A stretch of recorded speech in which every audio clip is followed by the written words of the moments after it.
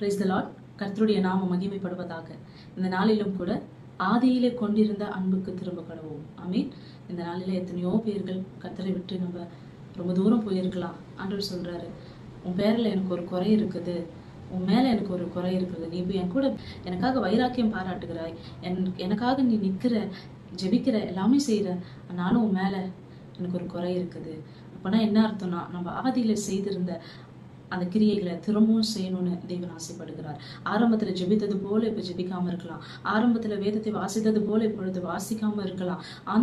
ஆரம்பத்தில் ஆண்டவருடைய குரலை கேட்கணும்னு இருந்த அளவுக்கு அந்த வாஞ்சை இப்பொழுது குறைஞ்சிருக்கலாம். எப்பெல்லாம் ஆண்டவர்கிட்ட நீங்க கேட்கலாம், இசப்பா நான் என்ன செய்யணும், என்ன போகணும், எங்க போகணும், இங்க பண்ணலாமா செய்யலாமா என்று கேட்டுக்கொண்டிருந்த காரியத்திலலாம் இப்போ சுயமாவே முடிவெடுக்கிற அளவுக்கு நம்ம வந்துட்டு இருக்கலாம். ஆனா அந்த காரியத்துல எல்லாம் மாற்றம் வேணும்னு ஏசப்பா ஆசைப்படுகிறாங்க. இந்த நாளில கூட நான் ஆதியில கொண்டிருந்த அன்புக்கு நம்ம மீண்டும் வரணும். அதாவது நம்ம மீண்டும் வந்தாதான் மனம் திரும்பி, அந்த மனம் திரும்புதல் என்றாலே நம்ம அப்போ நான் முன்னாடி இப்படி இருந்தேன், இப்போ நான் இப்படி இல்லை, முன்னாடி நான் இந்த தப்பை செஞ்சுட்டு இருந்தேன், இப்போ எனக்கு ஆண்டவர் இதுல இருந்து மாற்றம் கொடுத்துட்டாரு அப்படின்னு சொல்லி எல்லா காரியத்திலும் நம்ம எதெல்லாம் ஆண்டவர் துக்கப்படுத்துகிற காரியங்கள் செய்திருந்தாலும் சரி, அதுல இருந்து ஒரு மாற்றத்துக்கு நம்ம வருவோம். ஆதியில செய்திருந்த அந்த கிரியைகளை திரும்பவும் செய்வோம், ஆண்டவரோடு நெருங்குவோம், அந்த ஜீவ கிரீடத்தை பெற்றுக்கொள்வோம். கர்த்தர் தாம் உங்கள் யாவரையும் ஆசீர்வதிப்பார். ஆமென்.